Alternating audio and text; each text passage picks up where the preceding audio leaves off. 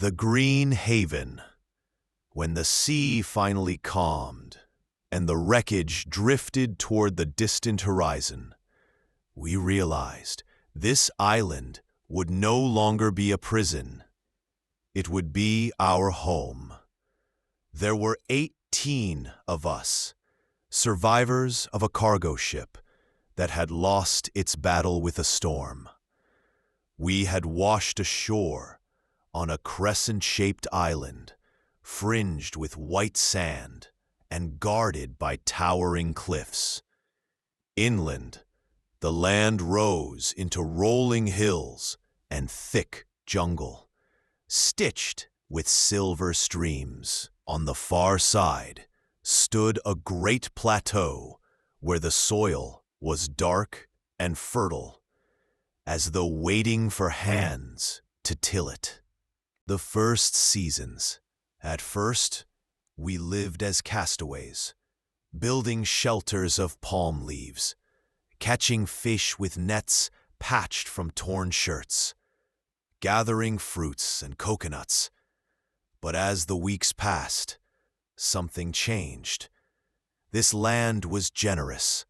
Streams gave us sweet water. The hills were covered in wild yams and banana groves. We even found a herd of small, shaggy goats wandering near the cliffs, descendants, perhaps, of some forgotten sailor's livestock. We caught a few, not to kill, but to tame. Soon, the goats gave us milk. Chickens, wild, lean, but plentiful, scratched near the edge of the jungle. With patience and woven traps, we gathered a flock. It was our carpenter, Anna, who first said, "If we stay long enough, let's stay well." And so the idea of the farm was born. Building the farm, we cleared a stretch of the plateau, working side by side under the hot sun. The soil, black and loamy, seemed eager to grow. With wooden plows carved from driftwood and stone blades, we dug furrows. We planted seeds saved from fruits, beans we found among the wreck's cargo, and cuttings from banana and cassava plants. Every morning, the farm grew, rows of green pushing through the earth, goats grazing in fenced pastures we built from bamboo, chickens nesting in coops fashioned from palm trunks. We learned to smoke fish for leaner days, to make cheese from goat milk, to weave baskets to carry harvests. The community life settled into rhythm. That dawn, Mateo and Lila led the goats to pasture. Children ran barefoot among the fields, scattering chickens with shrieks of laughter. The older ones tended the crops, pulling weeds and guiding water from the stream into irrigation ditches we carved by hand. Meals became feasts, not of luxury, but of abundance. Roasted yams, fresh eggs, boiled cassava, coconut milk, and sometimes sweet fruit pies made in clay ovens we built in the earth. Eating together, under the stars or beneath the wide branches of a banyan tree, felt like communion, not only with each other, but with the island itself. We made rules, simple but strong: share fairly, respect the land, never take more than it offers. The farm was ours, but we belonged to it, as much as it to us. Challenges. Of course, it wasn't easy. The rains came in fierce torrents, sometimes flooding fields and sweeping away seedlings. Wild pigs raided our crops.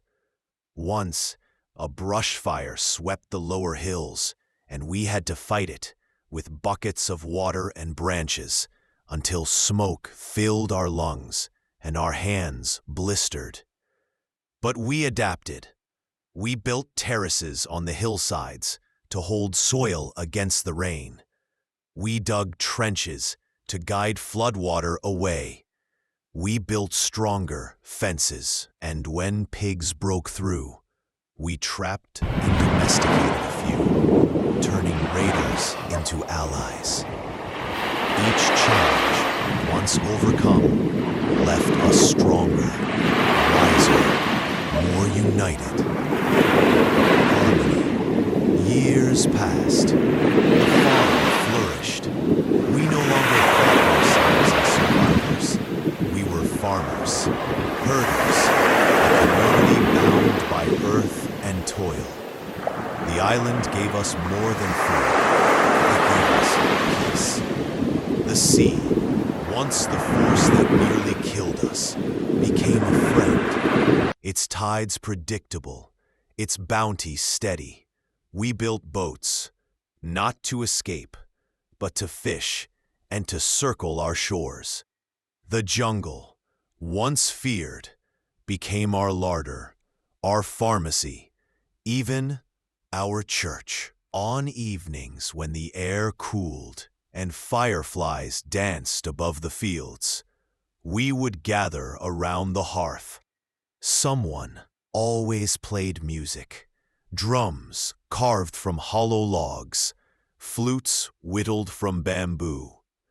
We sang, not of loss, but of the life we had built, voices rising into the night like prayers of gratitude, fulfillment. In time, none of us longed for rescue. Ships passed on the horizon now and then, but we did not light fires to call them. Why leave? We had built something rare, a life lived in rhythm with the land, a community without greed, without endless hunger for more. Children grew who had never seen the outside world. To them, the island was not exile, but paradise. They would inherit the fields, the flocks, the streams and hills that had become part of our blood. And so the island was no longer nameless. We called it Green Haven, a name spoken with pride. It had taken a storm to bring us here, but it was the soil, the animals, the sweat of our brows, and the kindness between us that had turned survival into joy.